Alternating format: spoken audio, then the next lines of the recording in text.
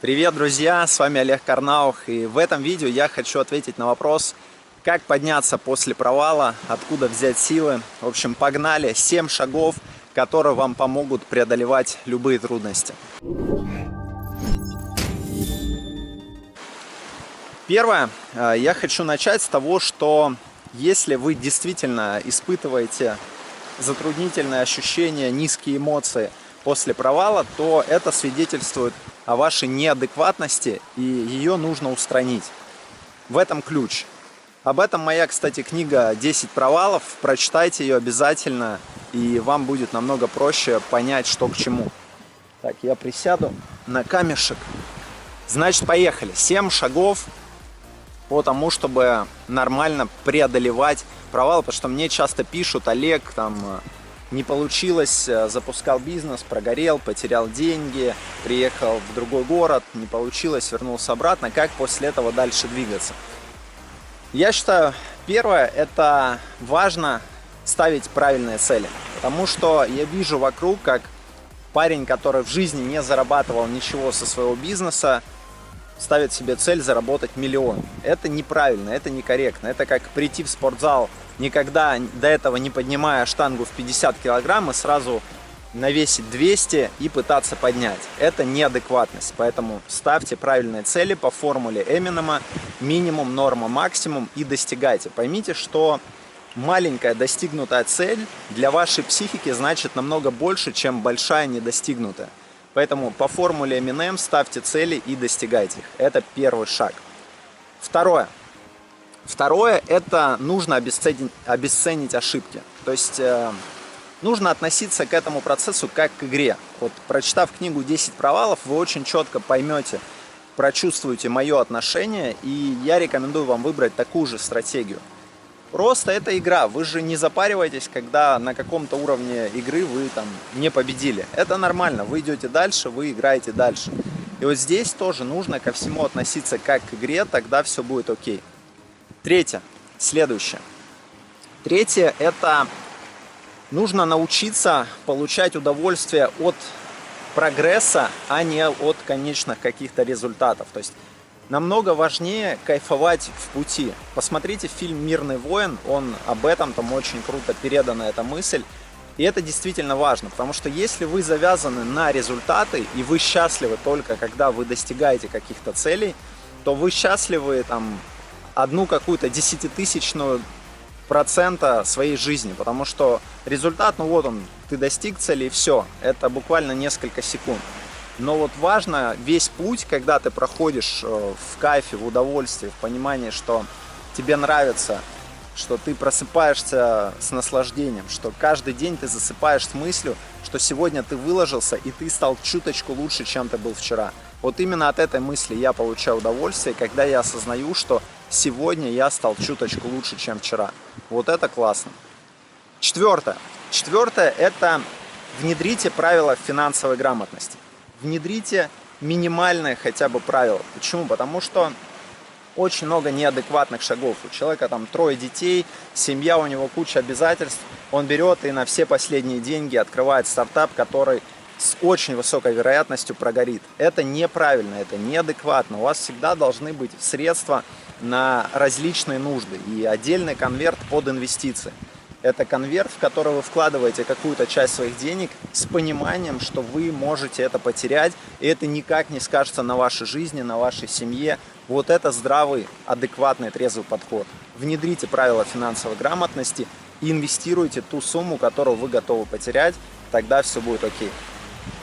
Пятое, я рекомендую внедрить ритуалы. Утренние ритуалы. Почему это важно? Потому что энергия, она не берется извне. Вот вопрос, собственно, о том, как же найти энергию на то, чтобы двигаться после провала. Смысл в том, что энергию вовне не найти.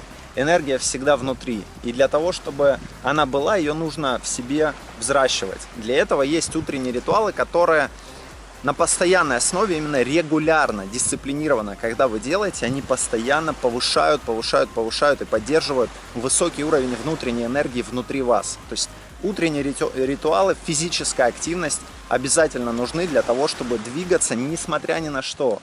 Гроза, пожар, вулкан, все что угодно вы преодолеваете, потому что у вас внутри мощный внутренний реактор, который вас движет. И для этого дисциплинированно выполнять утренние ритуалы, это прям очень помогает, рекомендую. Следующее.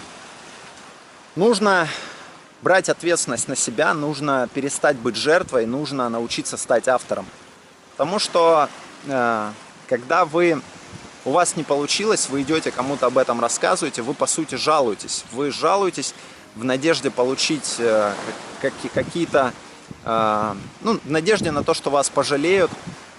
И это нехорошо, потому что это вас ослабляет. То есть вы становитесь слабее, когда вас кто-то жалеет. Да, это там, в детстве все.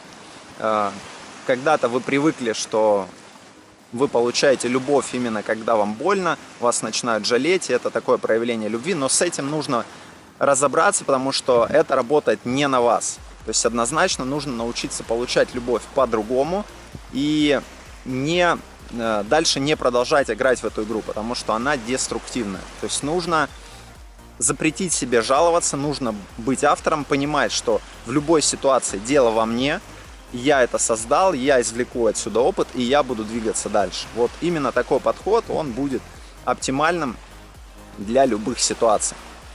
И заключительное. Заключительное – это общаться с правильными людьми, которые вдохновляют, которые продвигают вперед. Это самое важное, потому что если мы находимся в деструктивной среде, в ядовитой, то она так или иначе в нас проникает. То есть мы пропитываемся этим ядом, и он в любом случае нас задевает. Поэтому моя рекомендация. Прямо сейчас сделайте упражнение, возьмите лист бумаги и ручку и напишите 10 людей, с которыми вы общаетесь ближе всего, которые входят в ваш ближний круг, и поставьте рядом плюсик или минусик. Плюсик — это значит, этот человек вас наполняет, он вдохновляет, он продвигает вас вперед. И минус — этот человек вас тянет вниз. Эти люди могут быть разными, то есть не обязательно вы с ними знакомы лично даже. Это могут быть ваши учителя. Может быть, я вхожу, кстати, в ваш личный круг, несмотря на то, что мы общаемся только через видео, к примеру. Это тоже нормально, у меня тоже очень много учителей, с которыми я общаюсь через книги, через видео, через скайп и так далее. Это тоже формат взаимодействия, и он очень сильный. Поэтому напишите в комментариях, сколько у вас получилось людей плюс и сколько людей минус. То есть из 10, сколько плюсовых, сколько минусовых. Напишите в комментариях, мне очень интересно почитать. И дальше, что делать с этими людьми? Те, которые для вас плюс, нужно их ценить, нужно максимально стараться быть вкладом в них, нужно максимально стараться быть полезным для них и очень хранить отношения с ними.